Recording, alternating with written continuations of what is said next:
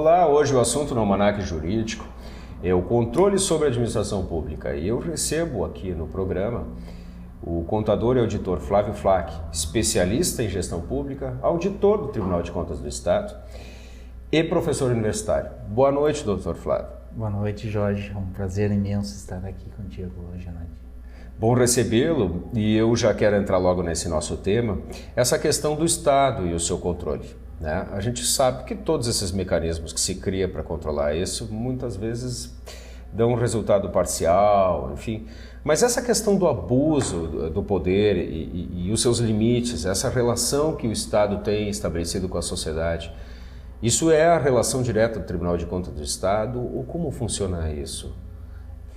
De fato, o Tribunal de Contas, ele é um órgão que foi criado justamente para dar um freio, né?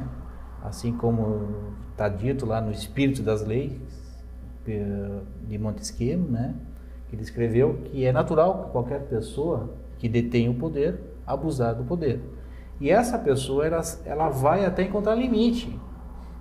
Esse limite ele está estabelecido na lei. E hoje, no nosso ordenamento jurídico constitucional, está previsto na nossa Constituição limites para os administradores, os que detêm ou devem administrar os recursos públicos que são arrecadados pelo Estado.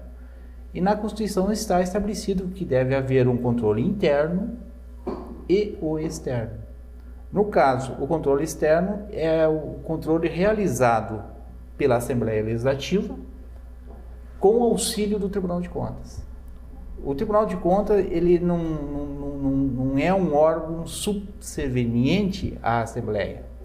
É um órgão independente, autônomo e que realiza um trabalho técnico, realizando análise das contas, da gestão dos administradores públicos e apresenta relatórios e pareceres sobre aquela administração.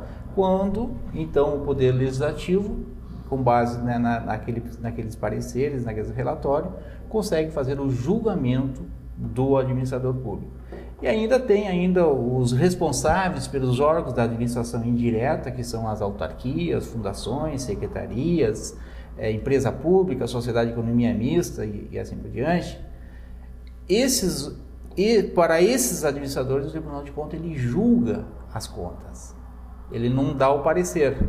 O parecer é só para o chefe do Poder Executivo. No caso do Estado do Rio Grande do Sul, atualmente, a governadora.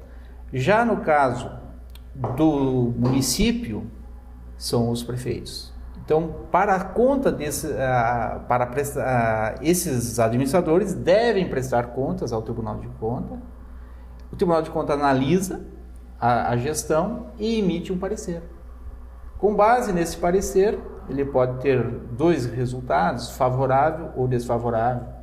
E ainda o tribunal pode imputar multas e ainda débitos. Ou seja, se durante as auditorias e análise daquele administrador, o Tribunal de Contas encontrou irregularidades que reportaram em prejuízo para a administração pública, o Tribunal de Contas ele pode condenar esses administradores e fazer com que eles ressarçam o prejuízo que eles causaram para a administração pública. Eu quero jogar um pouco mais de pimenta nessa nossa conversa.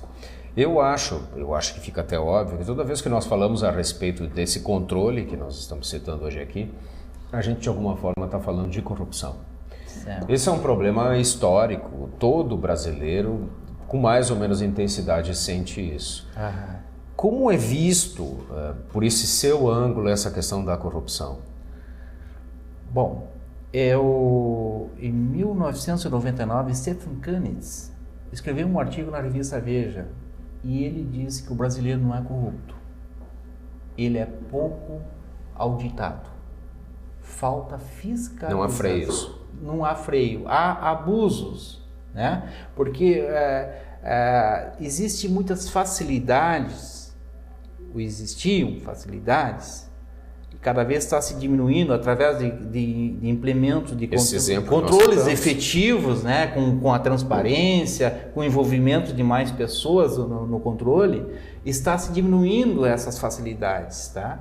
E também em função da lei de responsabilidade fiscal, que impôs limites, né, aos administradores e principalmente exige responsabilidade dos gestores, faz com que um outro órgão que deve atuar internamente na administração, que é chamado de controle interno, isso está previsto no artigo 74 e 31 da nossa Constituição Federal, onde exige que deve existir, de forma sistêmica, um controle interno atuando na forma da lei. A gente está falando de corrupção. Tem o corrupto, né?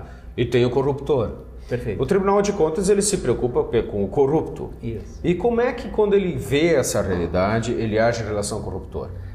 Olha... Não é responsabilidade dele, eu sei, mas enfim. Isso. Eu até uma vez na sala de aula, eu falei para os meus alunos e disse que a corrupção é muito maior na iniciativa privada do que na pública. E é verdade.